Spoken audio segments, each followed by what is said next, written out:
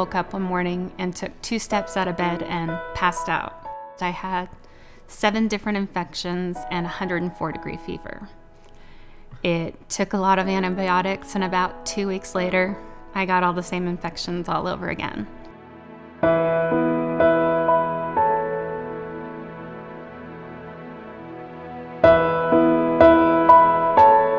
They diagnosed me with lupus like my mother had, so of course I was scared because I'm 15. My mother died when I was 5 of complications with lupus.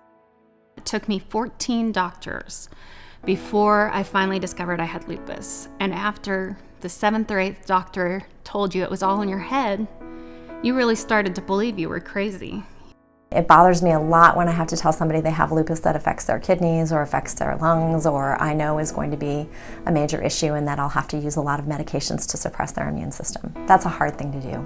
There's nothing worse than to be laying in bed and your body hurts and you go, gosh, I hurt.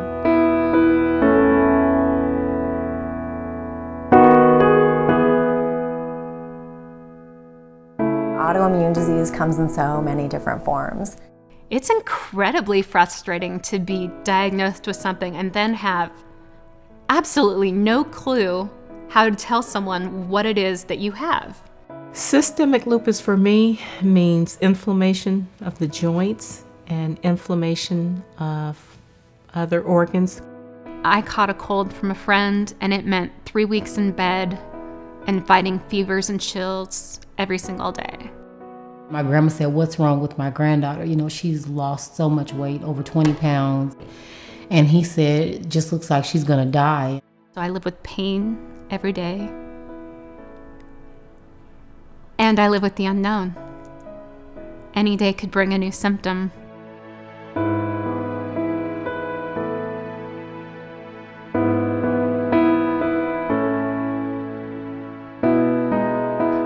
It's a staggering amount of people in this country who have this disease, yet we hear very little about it.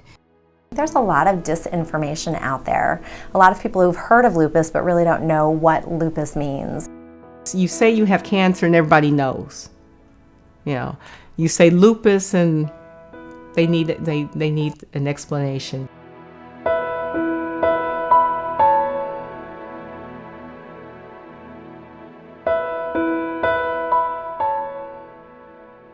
And I think the people who are the most ill with lupus and the people who really are impacted the most aren't able to speak as well for themselves because they're just dealing with every day getting through the disease. In the African American community, we have a lot of people that do have lupus, and they were like me. They didn't have the money to support this all the time. They didn't have the knowledge. They didn't know what doctors to go to. You know, they were very ashamed. If I can come out and talk about it, I can help somebody else.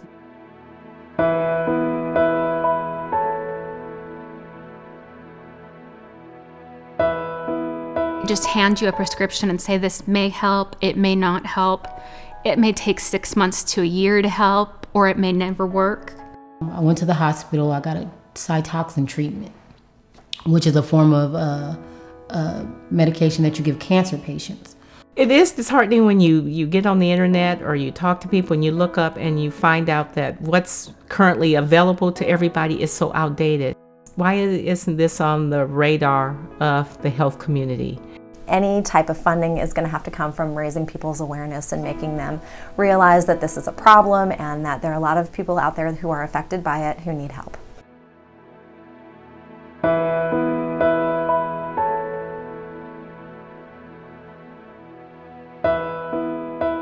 To get to the point where you finally know what's wrong, to then be told there's nothing they can do for you, it's pretty much the worst thing you can imagine. Depression is very real. And there are some days when you know you need to call your doctor, but you just don't feel like it because you already know the drill. People are dying before they can get the treatment. So it's critically important that we really work hard to get these women into early treatment programs, because you can inhibit the progression of the disease with some of the medicines that are out there today. And if we had money to do research to create some new medicines, just think what we could do.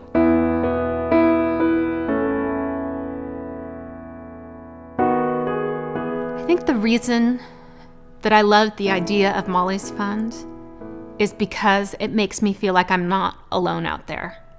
The more that we can have people talking about it, the more that we can make everyone aware of how many people in their lives are impacted. And if you spread that out throughout the city, throughout the state, throughout the nation, we can make huge differences in getting people motivated to make the changes. There are definitely days that I hate lupus and curse the day I was ever diagnosed, but I can't change it and I can't make it go away, no matter how hard I try. So, if there's anything I can do to make it better for someone else, maybe there's a point to it all.